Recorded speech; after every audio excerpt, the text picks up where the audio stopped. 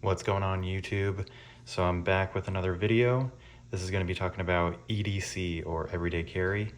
In advance, I do apologize for the wind noise. If you hear any wind noise, we basically have Hurricane Helene right across from us in the Gulf of Mexico right now. So we're getting some gusts of up to 40-45 miles an hour where I'm at. All right, so let's go ahead and get started. So the thing that I always have on me is going to be my saddleback leather wallet. So I already took everything out of it, but basically this wallet has been on me every day for around 6 or 7 years now. And it's got a pretty nice patina on it. The good thing about saddleback leather that I like is they have a 100-year warranty. I don't think I'll ever have to use it either, because there's still some areas that really aren't even broken in. I think they use a pigskin lining in this area, and it's still it holds its shape pretty well. So yeah, if you're looking for a good wallet, I like leather wallets. I'm not really into the whole ridge wallet thing and the slim wallets. If that's your thing, more power to you. I just prefer back right pocket, old school leather bifold. It's what my dad carries, it's what my grandpa carries. I just kind of, yeah. So, I also have in here, I have the tool, the sight adjustment tool for my Hollow Sun 509T. So we'll get to that in a bit. But anyways, that's my wallet. Love it a lot. Okay, up next, I have pretty much settled on the Milwaukee Fastback, the 6-in-1, as my go-to. Let me switch hands here. I love that you can one hand open the screwdriver, has a flathead and a Phillips right there. And then also one hand open the knife, and the blade changes are super easy. You just press that button, pull a blade out, put a new one in. As you can see, this thing has a good amount of wear. Oh, also, this has a liner lock so that it locks your bit holder in place. So that's pretty nice. I have used the crap out of this thing for about a year or two.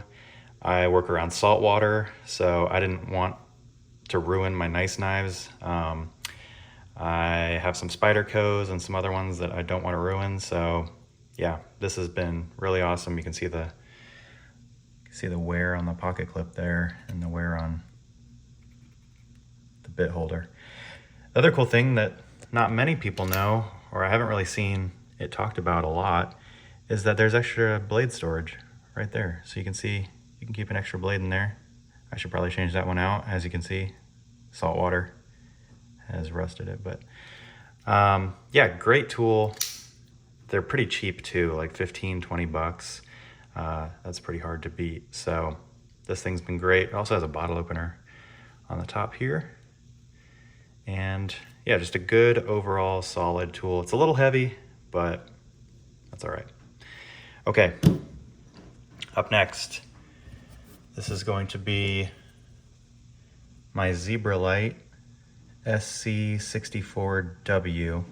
I had the SC63W before this for a long time, and I finally broke it. I was hopping out of my truck. I used to have a lifted Dodge 2500, and it smacked the ground and it was done for. But that was after a lot of abuse. This one, you can start to see that there's some erosion on the anodizing, but otherwise it's holding up pretty good. I like the Zebralights because, let's see if I can do this one-handed. I don't know if I will be able to. Yeah, there we go. So they use 18650s, unprotected, and this cell really isn't that much. I mean, look at that. Like, these lights are amazingly small, especially for the power that they put out, the amount of light. I think it's somewhere between 1,000 and 1,100 lumens. It doesn't have a ton of throw, but that's okay. I like more of a floody light anyways. Let's see if I can get this on here one-handed. Kind of show you. I do have my rover light right here, so it's not gonna come across great on camera, but there's high 2. So there's 2 different levels of high. You can do a short press, or sorry, a long press, and you get to like a moonlight mode. Double tap in low, and then you get low 2. So moonlight mode is great at night, keep it on your nightstand so you don't blind yourself when you wake up and you need to go piss. And then double click gets you to medium, double click again gets you to medium 2. So I know it sounds kind of confusing if you aren't used to the Zebralight UI, but once you've been carrying it for just a couple weeks, you really get used to it, and it's super easy to get to exactly what mode you want very quickly. So yeah, that is the Zebralight SC64W. If you go on like the flashlight subreddit or candlepowerforum.com, a lot of people have a lot of good things to say about Zebralight. They have fully potted internals, so that helps with kind of shock resistance, and they're just built really well. So again, I would check these guys out. Okay, the other thing that I always have on me, I live in Florida, so I'm always gonna have sunglasses. I like Costas. I know some people are either very pro or very against Costas for whatever reason. I know they sold out recently. And you know, it is what it is. I haven't really noticed their quality gone down after they, who do they sell out to? Luxottica, is that what it is? The company that owns like 95% of sunglass companies. Anyways, so these get used on a daily basis. These are the broad bills. Let me see if I can get you the information here. There you go. So I have a big head, and these fit pretty well. I have the cables on here too, so I don't lose them.